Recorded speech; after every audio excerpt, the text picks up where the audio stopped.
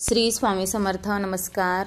तुमचे सर्वांचे माझ्या यूट्यूब चॅनलमध्ये खूप खूप स्वागत.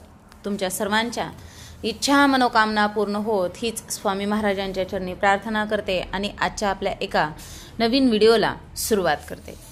आजच्या व्हिडिओमध्ये आपण पाहणार आहोत तर ते म्हणजे बघा, दत्त जयंती 4 डिसेंबर या दिवशी वार आलेला आहे, गुरुवार, आणि या दिवशी आलेली आहे दत्त जयंती. मग दत्त जयंती निमित्त अगदी आपल्याला प्रत्येकाला इच्छा आहे काही ना काहीतरी सेवा करायच्या. पण कधी काय होतं बघा, आपलं म्हणजे लहान मुलं किंवा मग सकाळची मुलांना शाळेत पाठवायची गडबड, आपले बाकीचे कामं. आता प्रत्येकच महिला घरी असेल असं नाही, कुणाला व्यवसाय आहे तर कुणाला नोकरी आहे, तर कुणाला शेतात देखील जायचं असतं, तर कुणाला जसे आपले लेकरं त्याचप्रमाणे शेतातील आपले जनावरं देखील बघायचे असतात. अशा अनेक आपल्या सांसारिक जीवनातील हे कामं जे आहेत ते असतात. मग या कामासोबतच आपल्याला एक सेवा जी आहे ती करायची आहे. बघा, स्वामी अशक्यही शक्य करतात. स्वामी जे नशिबात नाही ते देखील भेटेल अशी ही प्रभावशाली सेवा आहे. सगळ्या जीवनातील अडचणी दूर होतील. बघा, जेव्हा आपण संकटात असतो तेव्हा आपण स्वामीला नक्कीच हाक मारतो आणि स्वामी नक्कीच आपल्याकडे धावून येतात आणि आपल्याला संकटमुक्त करतात. तर आपण आता समजा दत्त जयंतीनिमित्त आपल्याला गुरुचरित्र पारायण करणं नाही होत तर काही हरकत नाही. आपण काहीतरी सेवा तर करणार आहोत ना, हे महत्वाचं आहे. सेवा करणं महत्वाचं आहे. मग आता आपण बघूयात आपल्याला समजा सेवा कोणत्या करायच्या आहेत.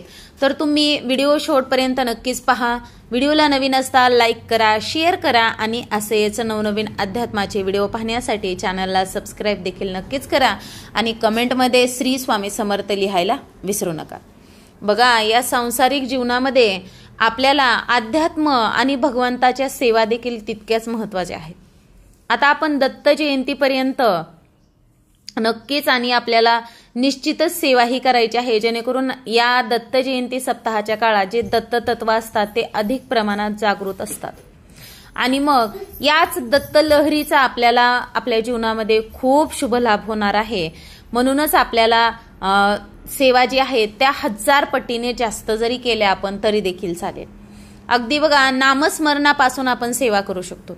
ज्यांना आता अजिबातच वेळ मिळत नाही, नोकरी आहे, व्यवसाय आहे, लहान मुलं आहे, मग अशांनी काय करायचं. आता समजा गुरुचरित्र पारायण तर करणं शक्य होत नाही, त्याचे तितके कटाक्ष आणि नियम देखील पाळावे लागतात. मग गुरुचरित्र ग्रंथातील आपल्याला 9वा अध्याय जो आहे तो पठण करायचा आहे. अगदी दररोज 9वा अध्याय पठण करायचा आहे. बघा, तुमच्या घरातील देवपूजा झाल्यानंतर स्वामींच्या किंवा दत्त महाराजांच्या फोटोसमोर बसायचं आहे. आसन घ्यायचं. आपल्याला डोक्यावरती बघा, मी तुम्हाला याच्या आधी सांगितलंय, देवपूजा करत असताना पदर घ्या किंवा ओढणी घ्या, स्टोल घ्या, काही घेतलं तरी चालतंय. दिवा लावून घ्या, धूप दीप. त्यानंतर 9वा अध्याय जो आहे तो आपल्याला पठण करायचा आहे. पहिल्या दिवशी आपल्याला पठण करायच्या अगोदर संकल्प करायचा आहे. हा अध्याय किती दिवसांसाठी, कधीपासून तुम्ही सेवा करणार आहात हे आपल्याला संकल्पामध्ये ह्या गोष्टी ज्या आहेत त्या स्वामी महाराजांना किंवा दत्त महाराजांना सांगायच्या आहेत. तसेच कोणती इच्छा पूर्ण व्हायची आहे, तुम्हाला कशासाठी करत आहात ते सांगायचं आहे. पहिल्या दिवशी संकल्प सोडायचा आहे. संकल्प सोडताना तुम्ही संकल्पामध्ये मी यथाशक्तीने ही सेवा करत आहे असं बोलायचं आहे. अखंड हा शब्द वापरू नका. अखंड म्हटल्यानंतर खंड पडू द्यायचा नसतो. त्यामुळे बघा, अखंड हा शब्द बोलतात त्यावेळेस तुम्ही दररोज ती सेवा करावी लागते. त्यामुळे बघा, आपल्याला अखंड हा शब्द बोलायचा नाही. आता त्यामध्ये अजिबात खंड पाडता कामा नसतं, त्यामुळे असं करू नका. अखंड हा शब्द वापरायचाच नाही. तर बघा, सेवा करत असताना जर का आपल्याला मासिक धर्म आला तर तेवढे दिवस स्किप करायचे आहेत. त्यानंतर सेवा आपल्याला पुढे आपली चालू ठेवायची, कारण की संकल्पामध्ये तुम्ही जेवढे दिवस बोललात ना तेवढं कंप्लीट करा. आता ह्या सेवा करत असताना ब्रह्मचर्याचं पालन करायची गरज नाहीये. या सेवा चालू असताना तुम्हाला नॉनव्हेज खायचं नाही. त्याचप्रमाणे तुम्हाला दुपारी 12 ते 12:30 या वेळेमध्ये कुठलीही सेवा करायची नाही. त्याचबरोबर अजून एक सेवा करायची आहे आणि ती म्हणजे एक श्लोकी गुरुचरित्र. या श्लोकाचं पठण करायचं आहे. श्लोक तुम्ही रोज 1 वेळा किंवा 11 वेळा देखील म्हणू शकता. मग सेवा सकाळी संध्याकाळी अगदी तुम्ही तुमच्या वेळेनुसार वेळ ठरवून घेऊ शकता. आता एक श्लोकी म्हटल्यानंतर बघा, दत्ताचा अवतार हा कलियुगी श्री श्रीपाद पिठापुरी, त्यामागे दुसरा नृसिंह सरस्वती, कारंज ग्रामांतरी तीर्थे हिंडत पातला, भिल्लवतीची संगमा, तेथुनी मठ गाणगापुरी, वसेवारी दिनांच्या आश्रमा. हे जे आहे एक श्लोकी, त्याचं आपल्याला मग ते देखील तुम्ही ठरवून घ्या. 11 वेळा म्हणायचं, 51 वेळा म्हणायचं की 21 वेळा म्हणायचं, हा ज्याचा त्याचा वैयक्तिक प्रश्न आहे. कारण की तुमच्या समस्या किती मोठ्या आहेत हे तुम्हाला माहिती आहे ना. मग सेवा देखील त्याप्रमाणेच करा. आता मला एवढीशी भूक लागली आणि मी एवढं खाल्लं तर जमल का? नाही ना. त्याप्रमाणे ज्यांना गुरुचरित्राचे पारायण शक्य होत नाही त्यांनी ह्या 2 सेवा कराव्या. गुरुचरित्राचे पारायण केल्याचं पुण्यफळ मिळेल. दत्त जयंतीच्या अगोदर 7 दिवस आपल्याला सुरुवात करायची आहे.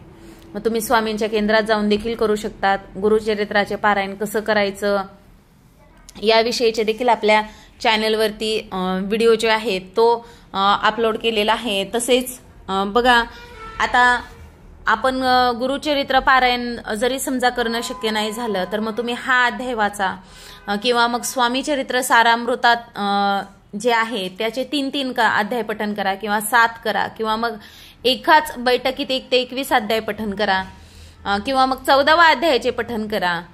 कोणती का होईना सेवा करा. बरं, समजा आपल्याला अध्याय पठन करायला वेळ नाही, खूपच लहान बाळ आहे, आपण एवढ्या वेळ बसू देखील शकत नाही किंवा एखादी महिला प्रेग्नेंट असेल.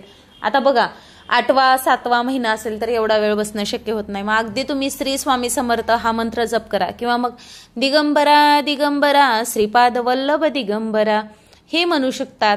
अगदी साध्या आणि सोप्या अशा सेवा आहेत, पण बघा त्या होणं खूप महत्वाचं आहे. स्वामी सेवेत तर प्रत्येक व्यक्ती जातो, पण टिकणं खूप महत्वाचं, सातत्य खूप महत्वाचं आहे बघा. तर अशा प्रकारे आजच्या व्हिडिओमध्ये आपण ही माहिती जाणून घेतलेली आहे. तर तुम्हाला माझा हा व्हिडिओ आवडला असेल, नक्कीच तुम्ही व्हिडिओला एक लाईक करा, शेअर करा आणि असेच नवनवीन अध्यात्माचे व्हिडिओ पाहण्यासाठी चॅनलला सबस्क्राईब अवश्य करा आणि कमेंटमध्ये श्री स्वामी समर्थ लिहायला विसरू नका. झालेली सेवा स्वामी महाराजांच्या चरणी अर्पण करते आणि माझा हा व्हिडिओ इथंच थांबवते. श्री स्वामी समर्थ. जय जय स्वामी समर्थ. धन्यवाद.